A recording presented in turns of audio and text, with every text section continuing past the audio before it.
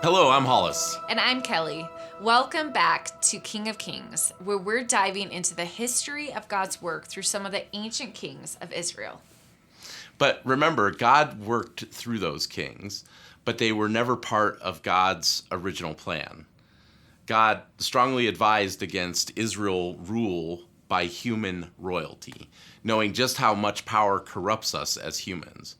But they were insistent, so eventually God relented to the Israelites, to their pleas, and the rest is history. Obviously, the world has changed a lot since these ancient kings ruled. So sometimes we need to do a little bit of contextualizing in order to really understand what's happening in these stories. So here's something to keep in mind. For Israel, their king wasn't simply a guy who ran the government.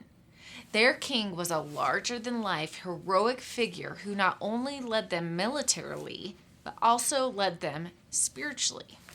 Some things have changed since then, but some things have stayed the same. Even today, there is something about human nature that craves security and direction from larger-than-life figures. Just like our ancestors, we have this tendency, but we need to be wary of placing our hopes and authority in the hands of fallible people.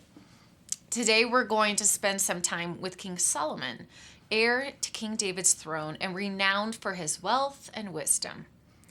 There are two proverbs from the Bible, in the book of Proverbs actually, that come to mind when we talk about King Solomon. In fact, he probably wrote these proverbs himself. Proverbs 15:33 says, "Reverence for God is the beginning of instruction, and humility comes before honor." And Proverbs 11:2 says, "When pride comes, then comes disgrace, but with humility comes wisdom." It takes a lot to ask for advice or help sometimes, doesn't it? In many cultures today, the idea of everything on your own or pulling yourself up by your bootstraps or conquering your goals are glorified as essential components of leadership. And while this approach is popular in a society that praises total independence and self-sufficiency, we have to ask ourselves, is this the approach God would have us take? Is that really what leadership looks like to God? Well, Solomon certainly didn't think so when he became king. King Solomon was David and Bathsheba's second son. In the first part of the series, we talked about the details of David and Bathsheba's unsavory meeting and the prophet Nathan's confrontation with David. After this, King David deeply desired to restore his reputation with God and Israel. David's only real hope was through the heir to his throne, Solomon. That is a lot of pressure on a young king, to say the least. I mean, not only did Solomon have all the pressure of making his father proud, but he had the entire future of Israel on his shoulders, as well as his nation's covenant with God to worry about. High stakes. As a royal prince with a ton of wealth and power, Solomon may have been tempted to believe his own hype and trust he would lead himself to success without anyone's help. However, Solomon chose a different path. Solomon was most likely just a teenager of 14 or 15 when he took his father's throne. After his father died, he was free to do whatever he wanted with his power. Can you imagine what you would do with that much wealth and power at that age? That'd be crazy. I'm sure young Solomon's mind was raced with possibilities. Yeah. Yet scripture says, when God asked Solomon what the sovereign creator of the cosmos could grant him, anything in the world, Solomon simply asked for wisdom. He said, "Lord my God, you have made me your servant, king in my father David's place. But I'm young and inexperienced. I know next to nothing, but I'm here, your servant, in the middle of the people you have chosen, a large population that can't be numbered or counted due to its vast size. Please give your servant a discerning mind in order to govern your people and to distinguish good from evil, because no one is able to govern this important people of yours without your help." This is pretty incredible. In that request, we hear the qualities mentioned, those proverbs we just talked about: reverence, humility, First, there's reverence, declaring God as the Lord of his life and himself as God's servant. Second, there's a display of humility, saying he is young and inexperienced. In his request for wisdom, Solomon abandoned all pride and chose humility instead. He showed deep reverence for God by acknowledging that God is all-powerful, while Solomon was not. If that isn't the beginning of wisdom, I'm not sure what is. This interaction between God and Solomon shows us humility and reverence for God isn't just the beginning of instruction and wisdom, but how we are to approach everything in life. Problems, triumphs, questions, wealth, relationships, you name it. Whatever life brings, if we approach it with humility instead of pride and reverence for God instead of blind ambition, we'll be much more open to God's wisdom in our daily decisions, big and small. And Solomon used his wisdom in some pretty big ways as a king of Israel. He brought justice to people's disputes, invested his wealth to advance his kingdom, and made a magnificent temple where God could dwell. But unfortunately, his gifted mind also contributed to catastrophe for Israel and its future as a kingdom. In Deuteronomy 17, God explicitly commanded that any king of Israel should not multiply for themselves their military, their wives, or their wealth.